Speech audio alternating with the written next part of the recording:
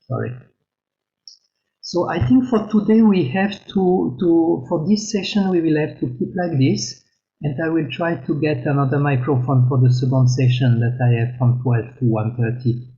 I can try to speak a little louder, and yeah, that's the best I will be able to do for now. I mean, I can try to use the microphone of the computer, but it will be better. Now it is little better, Prabhuji. When you are coming closer and talking, it is little better already.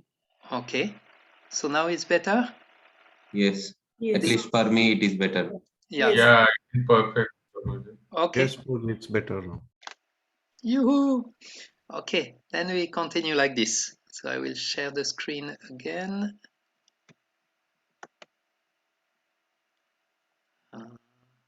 Yeah. Okay. So we'll go further. Why should we stop all sense gratification at all? Maybe we can ask Dipali Mataji to read this slide. Okay, Prabhuji. Just a minute. Should we stop all sense gratification? There is no question of repression. We don't stop sense gratification, but we regulate. That is human life. Lecture of Sri SP on 5.52. The Shastra does not stop sense gratification if the nature law allows sense gratification to the lower animals, bird and beast. Why not to the man? But it should be controlled. That is Bhagavad Gita, that aviruddho kamo sami, sense gratification, which is not against religious principles. That sense gratification, I am, Krishna says, we do not stop sense gratification, but we want to regulate sense gratification like a gentleman, not like hogs and dogs. That is human civilization. Thank you. So we see here that actually, even though sense gratification has the risk of dragging us away from Krishna consciousness, still we need a certain amount of sense gratification in our life. That we cannot just kill sense gratification and try to have it totally away from us, but it should be regulated. It should be according to the regulations of spiritual life. So the key words, maybe for Babajit and Karishma Mataji. The key words are moderation and regulation. There is no possibility of one's becoming a yogi, O Arjuna, if one eats too much or eats too little, sleeps too much or does not sleep enough. He who is regulated in his habits of eating, sleeping, recreation, and work can mitigate all material pains by practicing the yoga system. Bhagavad Gita 6.16-17. Thank you. So that's actually a very important one. Again, we are in the topic of regulation. And here, Lord Krishna speaks about regulation in sleeping, regulation in eating, regulation in work, and regulation in recreation. Often we think there should be no recreation, but here Krishna speaks about regulation also in that. So again, the key point is moderation and regulation to have a proper balance.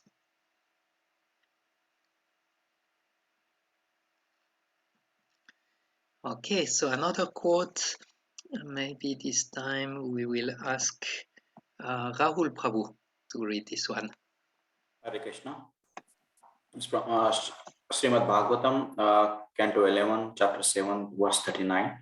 A wise man does not absorb his consciousness in the forms, flavors, aromas, and sensations of material sense gratification, but rather accepts activities such as eating and sleeping simply to keep body and soul together. One must properly maintain one's body by regulated activities of eating, sleeping, cleansing, etc. Otherwise, the mind will become weak and one's spiritual knowledge will fade away. If one eats food that is excessively fatty or rich, there will be an unwanted increase in sleep and semen, and thus the mind and speech will be overwhelmed by the modes of passion and ignorance. If one is too austere or if one engages too much in sense gratification, self realization is impossible. Yeah, Hare thank you. Krishna.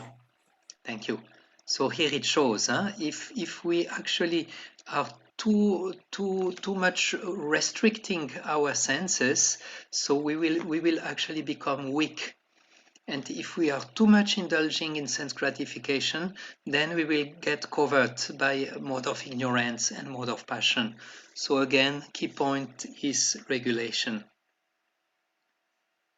Okay, so then next we could ask Harika and Sudhir, if you can read the next slide.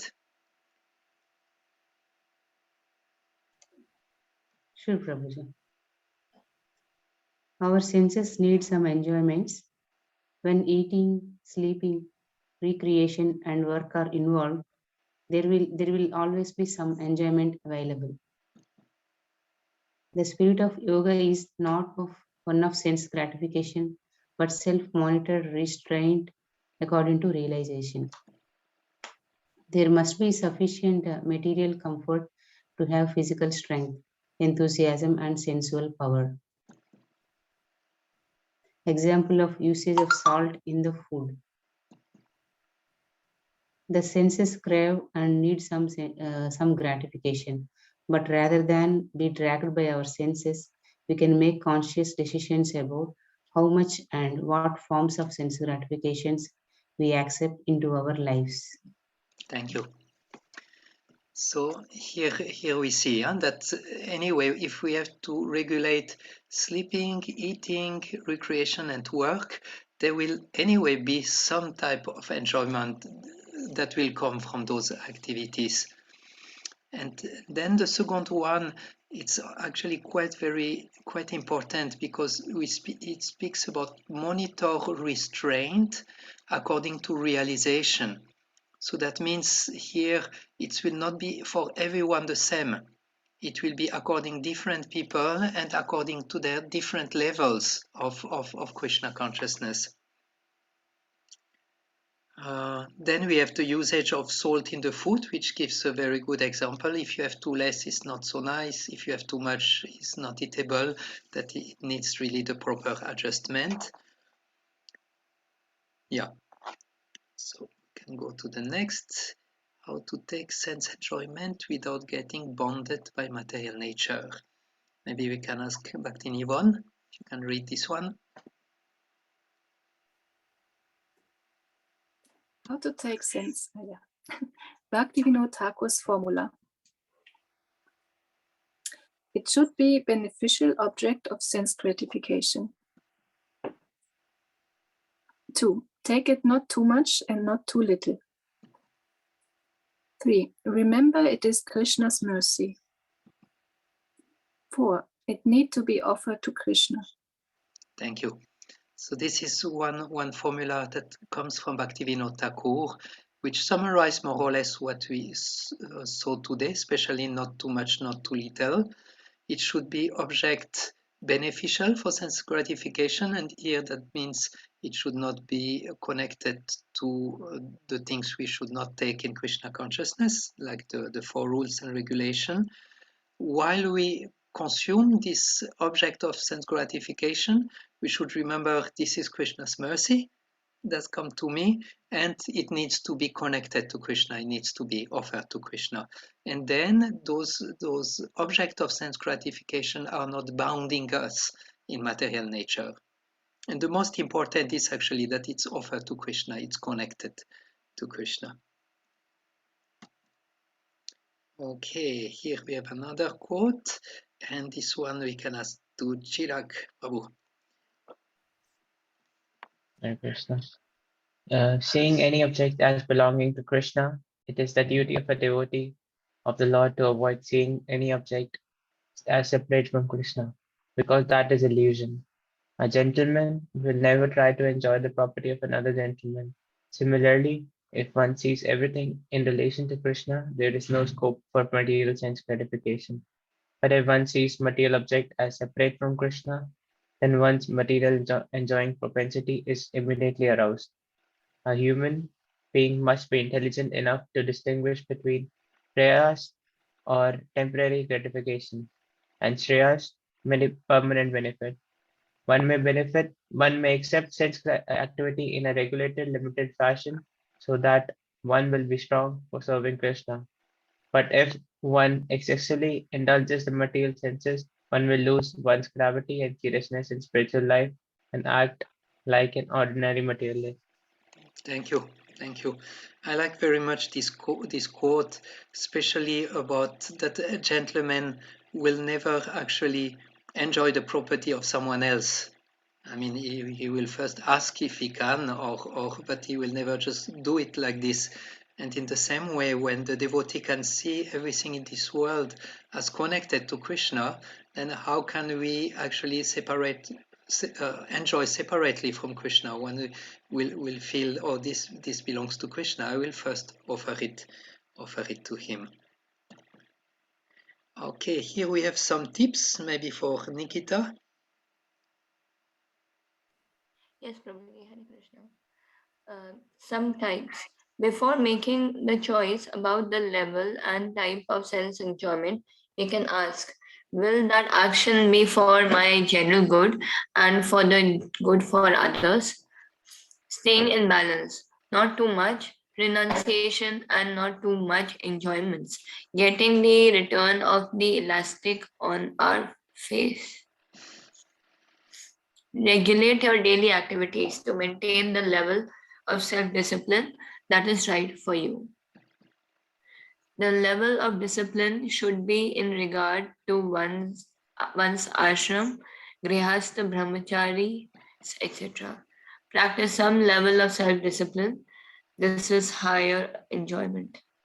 Okay, thank you. So here's just different tips we see again of remaining in the balance. Sometimes if we try to restrain our senses too much, then after that we will be actually pushed to enjoy them stronger. Like you fast for one full day, and then the next day you are just overeating. That's the elastic effect that we want to avoid. Therefore, we want to stay actually nicely into the balance of not too much, not too little. So again, the amount of self-discipline that is right for you, so it's something personal, which is often connected to where we stand in our life, and especially which ashram are we living. For a renunciant, he will have more austerity than for a householder. So according to our level, where we stay in our life, our level of spiritual life, then this balance will be differently adjusted for different peoples. And here is also the last point is also quite relevant, that actually the level of self-discipline that we can have is actually much higher enjoyment, which means that when you are able to have some control over the senses, that you are not just dragged wherever the senses are pushing you, you will feel actually much more happy than when you are just indulging and following what the senses are asking. It's actually a very beautiful and powerful feeling of happiness, of being able to just be in control of our urges. So, questions regarding self-control. Let me see if I guess everyone was reading already. Yeah, maybe we start again with Bhakti Nivon.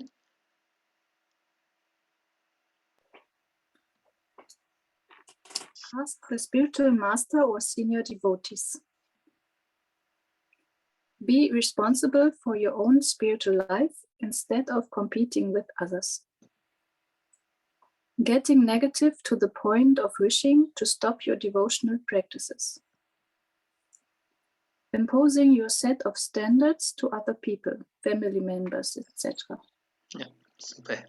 So often, if you are not sure about our level, where is the balance for us? So we approach senior devotees, we approach the spiritual master, and we can ask them for guidance. We have to be responsible for our own life and not competing with others. Sometimes we see, oh, this one is doing like this, I will do even more.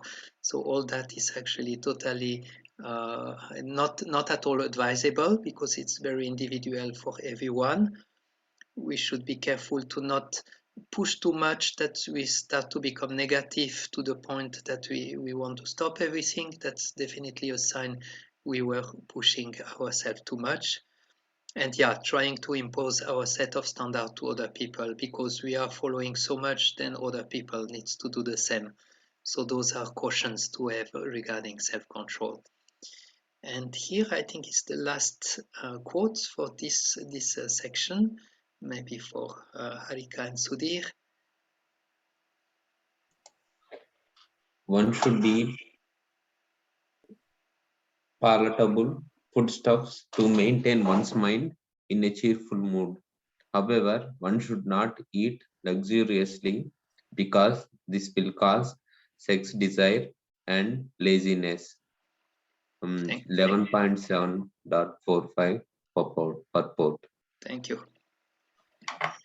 Okay, so this was for the first part of the first session of today. I see Bhakti and Yvonne has a question. Yes, about this from Bhakti Vinod Thakur, these 4 points. I think I did not understood the first one. Maybe you can put on the slide again. Yeah, sure. Mm-hmm.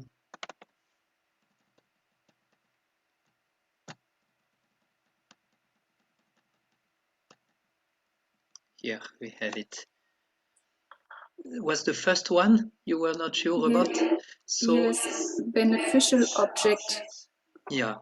So, for example, that is very, very much connected to the 4 rules and regulation: to not take alcohol or meat or onions and garlic or anything that is actually not beneficial for our spiritual advancement, or seeing something that would arouse lusty desires or something like this. All the things that would push us toward the breaking of the rules and regulation, those are the object of sense gratification that are not beneficial. So it's very much connected to the 4 rules and regulation. All those that push us toward the breaking of those are the non-beneficial that we should avoid. Yeah, okay. Harika and Sudhir. Is it okay, Ivan? Is it answering? Yeah. Hare Krishna Prabhuji. So I would like to ask, there is a point in controlling the senses.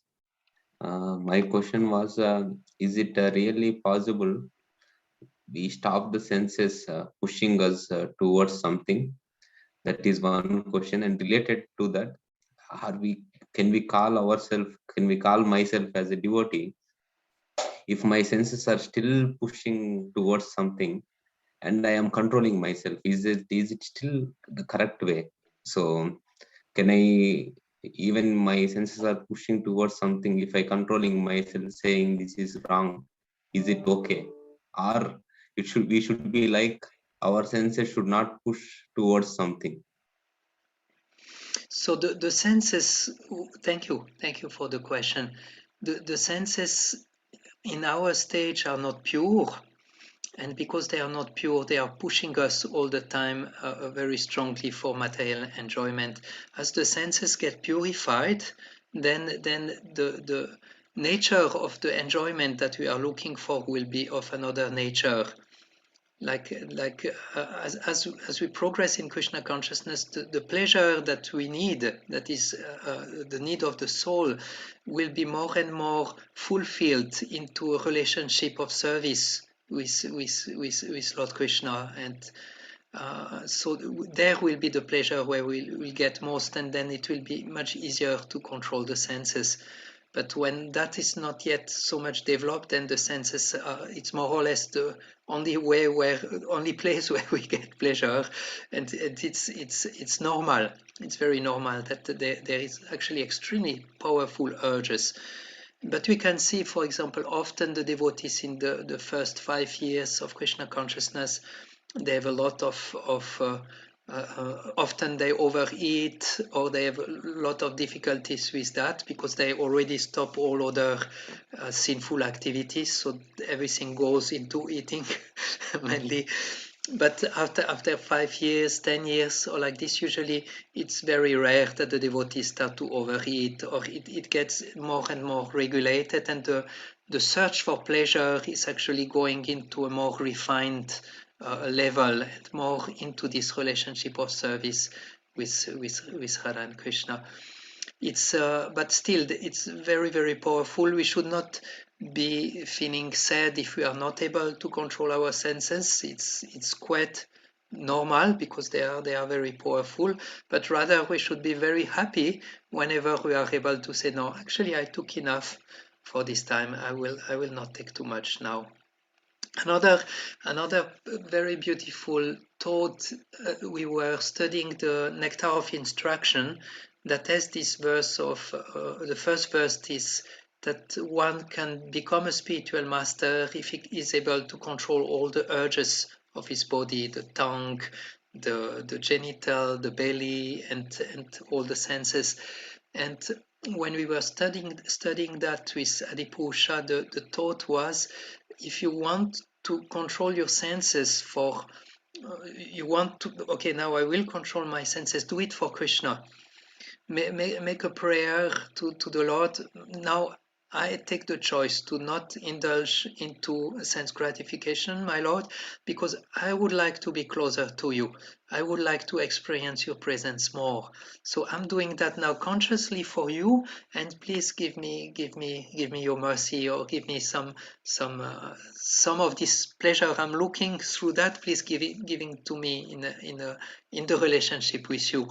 And that's actually very powerful when we can consciously observe the urge and then turn to Krishna and say, okay, I have enough. I don't want to go in too much, too little. I had enough. So now I will control for your pleasure, my Lord. Please be satisfied about me, to me. And that's actually very nice to do it in that way. Is that okay? Do I answer the question? Yes, Prabhuji, thanks for the detailed explanation. Yes. Thank you. Did I see Bhakta Chirag having his hand up? Or the question is answered already? No, I could ask something. Please. Since I'm living amongst the, can you hear me? Yeah. It was a little Okay. broken, but we have you. Okay. Since I'm living with no devotees around me, and all the students who are indulged in sense gratification, and sometimes they ask me to go with them outside to a bar or something, and every time I say no, they could find me I'm kind of egoistic person, and every time I say no, so how to handle this situation? Yeah. That's you should try to find something in between. Like you could say, okay, I also want to spend time with you, but maybe we don't go into the bar and drink alcohol, but we go to a normal cafe and drink a tea. And let's go and have some times together. I would like to have some exchange with you as well. So you find something in between. But sometimes it might happen, like they say, okay, there is a birthday, please come to my birthday, and like this, you can say, yes, I will come, but unfortunately I cannot stay for long. And then you can explain, see, I feel my spiritual life is something very important, and therefore I do not want to take alcohol and like this, but I still want to have exchange with you. I want to come to your birthday, and but I will not come up to midnight, and I will not drink alcohol, but I will come for a while. So you still give some opportunity for them to receive some spiritual association, but at the same time you make clear the limit of what you want to do and not. And you can say, I'm very serious about my inner development, and for me this is my life, this is the most important of everything, therefore I follow what will help me, and I don't do things that are not helping me. And people will understand that actually you have something more. How can you do that? How can you do that? You must have something higher that they don't have. So then they will also ask questions, and then they will also, maybe some of them will become interested that you can share to them Krishna consciousness. So it might be a good, you have to find something in between, but don't do it too often also, because otherwise you might also get weak in your own practice. So from time to times you might do, and then you do like a good prayer to Srila Prabhupada before.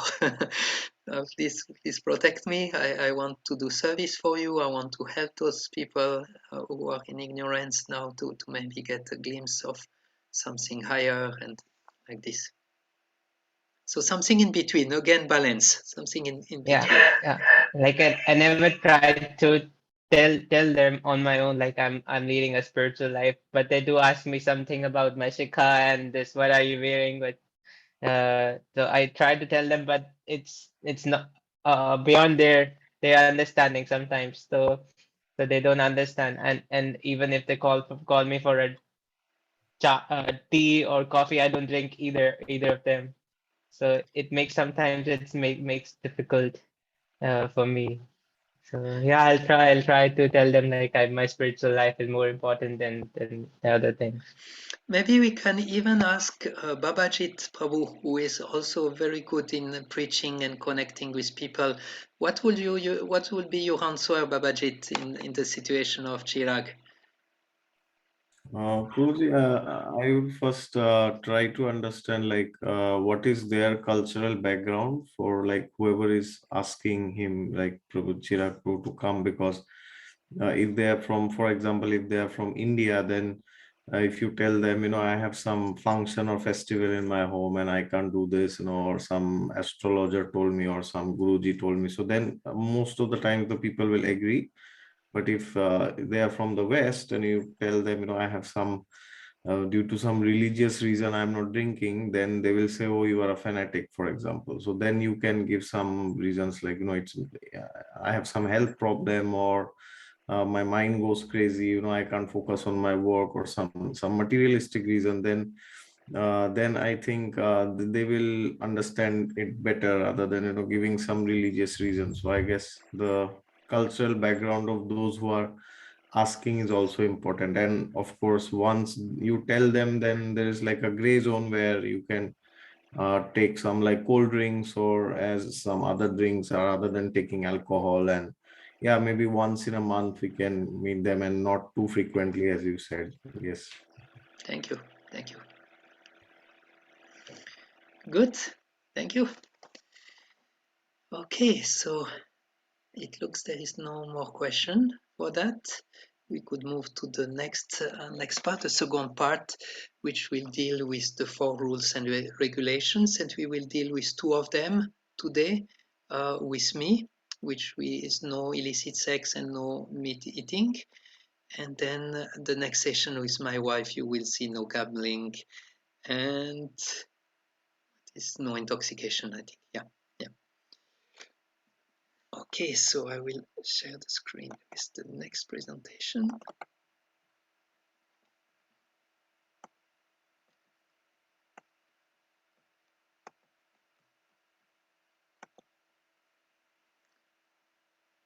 Okay, so rules and regulation for freedom. For freedom is very important because very often we feel those rules and regulations are just terrible, but they are actually going to give us freedom. Avoiding meat, fish, and egg, and illicit sex. So why following the rule? Maybe we can ask Harika and Sudhir.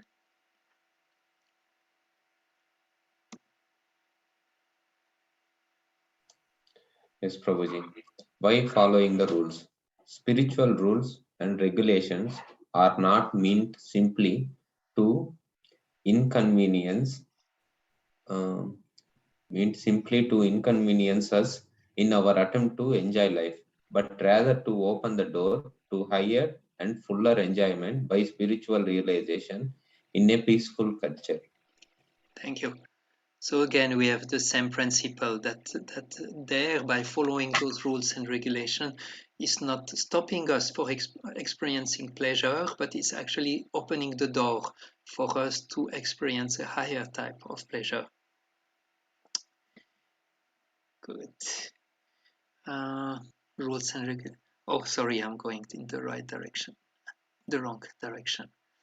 So those 4 rules and regulation that we are following. Sorry, the sun is jumping on my face. Okay.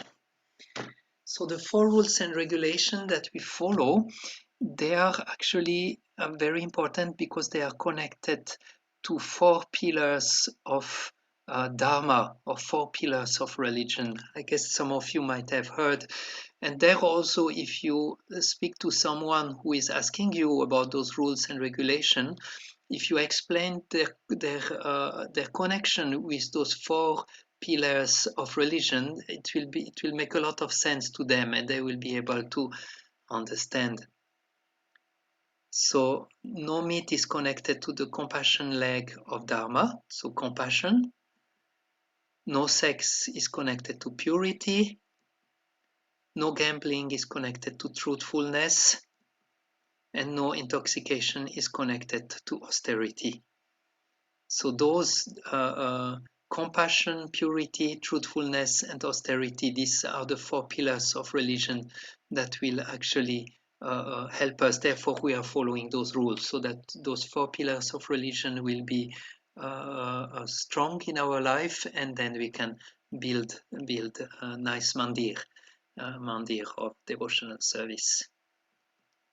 So now we enter into the realm of no meat eating, but nice salad. So we will see few material reasons to be vegetarian. There are actually a lot, but here we will see few of them, and maybe we could ask Nikita to read them. Material reasons to be vegetarian. The main categories of disadvantage in eating meat, fish, and eggs are health, ethics, economy, environment, karma, and spiritual. Health. Meat eating primarily causes heart attack, 50% of sickness in America, and cancer, 33%. Other reasons can be found in the cookbook by Adi Raj. Meat is like a memory and contains the terrible feeling of the animal at the time of death. Prabhupada, if everyone would be vegetarian, there would be no War, yeah. Sorry. Prabhupada explained that in time of emergency, eating meat may be allowed